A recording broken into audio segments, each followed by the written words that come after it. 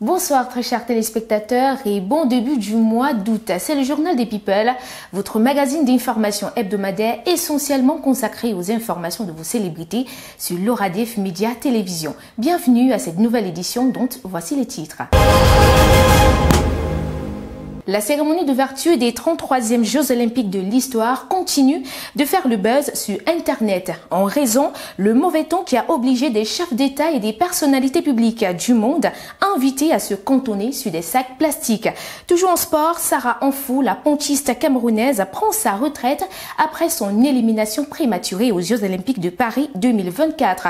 Nous ferons le point tout à l'heure des flops et des tops de la team camerounaise avec notre monsieur sport, Georges Bimbi.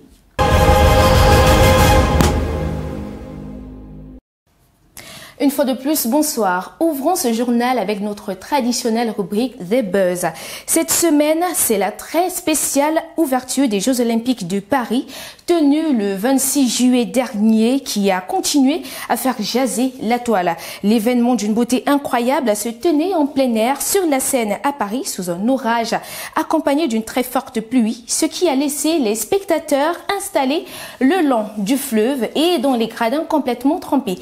Comme solution à cette crise météorologique, les organisateurs ont offert des imperméables en plastique à leurs prestigieux invités, parmi lesquels des chefs d'État et des gouvernants. Des images qui ont fait le tour du monde et qui ont fait jaser plus d'un jusqu'à donner naissance à des challenges de dérision de qui porte le mieux le sac en plastique pour se protéger. Notre actu culture de cette semaine démarre sur une note triste. Depuis la nuit de jeudi 1er août, les hommages ne cessent de pleuvoir à l'endroit de Suzanne Kala Lobé, journaliste chevronnée et éditorialiste camerounaise qui s'en est allée à l'âge de 71 ans des suites de maladie. La nouvelle a bousculé le monde de la presse. Connue pour son franc-parler et son engagement en faveur des opprimés, elle a marqué les médias camerounais à travers ses chroniques et ses émissions pour la culture et le développement de l'Afrique. Suzanne Kala Lobé laisse derrière elle un héritage journalistique et militant indélébile. Nous avons joint au téléphone le journaliste Armand Okol, qui était également un proche ami de Suzanne Kala Lobé pendant de nombreuses années. Il n'arrive toujours pas à réaliser que sa collègue et amie avec qui il partageait presque tout a définitivement rongé sa plume. Suivons son témoignage. Mais Carole, tu n'as pas vérifié pour ça. Tu n'as pas vérifié, je sais pas, j'arrive pas, je sais pas comment je peux parler de Suzanne. Les gens avaient de Kalobé l'image d'une femme difficile, polémiste, à la limite acariâtre, critique acerbe, difficile à vivre. Quand j'ai discuté avec des gens au sujet de Kalobé, c'est ce que les gens disaient d'elle. Mais il fallait avoir le privilège extraordinaire de nous autres de la côtoyer pour vous rendre immédiatement compte de l'autre côté, le côté face, parce que le premier, celui que j'ai évoqué tout à l'heure, je peux le considérer comme le côté pile, mais le côté face, c'était une personne d'une sensibilité à nul autre pareil. Oui, elle avait probablement l'art de pouvoir juguler ses émotions, mais Suzanne Kalobé était d'un altruisme hors du commun. J'ai vu une personne qui avait autant la main sur le cœur. Suzanne Kala Lobé était l'une des pionnières de la liberté d'expression au Cameroun, version féminine. Elle a marqué plusieurs générations de journalistes par sa plume, son aura et sa prise de position. Nous avons tendu notre micro à quelques personnes qui l'ont connue et admirée. Ils sont au micro de notre reporter Luc Biga. Suzanne Kala Lobé qui nous quitte a participé à sa manière. C'est une idylle de la presse. C'est une fille qui avait des capacités de retournement. Ce que je garde d'elle comme grand souvenir, c'est que c'était une femme sans complexe. Elle a su dépasser le complexe parce que beaucoup de personnes dans le monde sont complexées par certaines choses. Et il y a rien qui émerveillait Suzanne. Elle était lucide à tout moment. Le souvenir d'une femme iconoclaste, c'est vrai que quand on regarde l'univers médiatique au Cameroun, actuellement, au niveau de la jeune génération, il n'y a pas de femmes à la trame de Suzanne Kalobey. Quand nous fûmes encore étudiants et élèves, elle avait des belles émissions, notamment à Radio Equinox, à Canal 2 également, Actu. Elle est quasiment ce qu'on appelle une précurseur dans l'univers du débat télévisé, dans la presse privée, véritablement au Cameroun. C'était une dame courageuse. Kalobey était de toutes les marches sur ce qui concerne la liberté de la presse. Dans l'actu culture de cette semaine, ça se passe également du côté du Nigeria. Une célèbre webcomédienne nigériane du nom de Success Anti a carrément refusé un cadeau hyper luxueux du richissime sénateur et époux de la non moins célèbre actrice Regina Daniels Net Wako, qui a offert à la comédienne de 11 ans une Range Rover accompagnée de messages d'affection. Cependant, Success et son entourage, y compris le label Mac Angel, qui a révélé son talent, ont poliment décliné le cadeau, invoquant son jeune âge et son statut d'apprenti dans le monde du divertissement. Ce geste de générosité suscite des interrogations au Nigeria, où les intentions réelles du milliardaire sont remises en question. Débutons l'actu sport avec le football. Victoria United se dote d'une cité pour chacun de ses joueurs. Le président du club, Valentin Quine, a inauguré une cité de 24 appartements comprenant également une salle de gymnastique, une salle de réunion et un espace d'analyse vidéo. Cette initiative vise à offrir un cadre optimal aux Opopo, champions en titre de la première division camerounaise, alors qu'ils se préparent pour la Ligue des champions de la CAF. Mercato des Lions indomptables. Son club, plusieurs joueurs clés de l'équipe nationale du Cameroun peinent à se repositionner dans le mercato.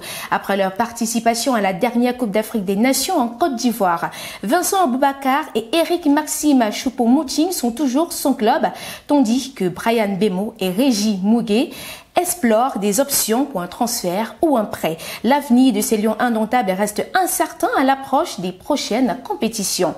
Toujours en sport, Kylian Mbappé, l'attaquant de l'équipe de France qui a récemment déposé ses valises du côté du Real Madrid, a racheté le stade Maleb de Cayenne. Kylian Mbappé devient ainsi le plus jeune propriétaire de club en Europe en acquérant la majorité des actions du stade Maleb de Cayenne, club de deuxième division française. Cette opération marque un tournant dans la carrière du joueur qui devrait bientôt relever ses ambitions pour le club. Mbappé rejoint ainsi Sadio Mané qui avait racheté le club de Bruges dans le cercle des joueurs africains propriétaire des clubs en France. Peut-on parler de sport sans faire un tour du côté de Paris pour les Jeux Olympiques de 2024? Cependant, des mauvaises nouvelles ont déteint sur l'ambiance de la team camerounaise. Après sa défaite en 32e de finale face à la Taïwandaise Aishin Chen, la pontiste franco-camerounaise Sarah Anfou a annoncé sa retraite sportive lors des Jeux Olympiques de Paris 2024. Représentant le Cameroun depuis des années, Anfou met fin à une carrière marquée par 3 participations olympiques. Elle se concentrera désormais au développement du tennis de table à travers son association Pink Sans Frontières. Le reste des tops et des flops de la participation du Cameroun aux Jeux Olympiques de Paris 2024, c'est avec Monsieur Sport, Georges Bimbi. Les Jeux Olympiques n'ont pas démarré de la meilleure des façons pour nos représentants du côté de Paris, et c'est un euphémisme. Pourtant, il y a eu une lueur d'espoir à l'entame avec la pongiste Sarah Anfou qui a suscité de l'euphorie en dominant la Guyanaise Ed Gift en tennis de table. Mais la joie fut de courte durée car dès le lendemain, elle a été battue et éliminée de la compétition. Une élimination qui diminuait considérablement les chances de médaille du Cameroun car parti avec 6 représentants, on se retrouvait dès lors avec 5 seulement. Et pour ne rien arranger, Georges Nguishieu va à son tour facilement sortir du tournoi au 100 mètres nage libre en terminant avant-dernier. En attendant la sortie des 4 autres restants, il paraît incongru d'espérer grand-chose car l'absence de moyens et le manque de préparation efficient se paye cash. Toutefois, Emmanuel Essémé, qui a quand même bénéficié d'un léger accompagnement à travers des compétitions ci et là, est attendu comme ce messie qui viendra faire du possible là où tout semble impossible.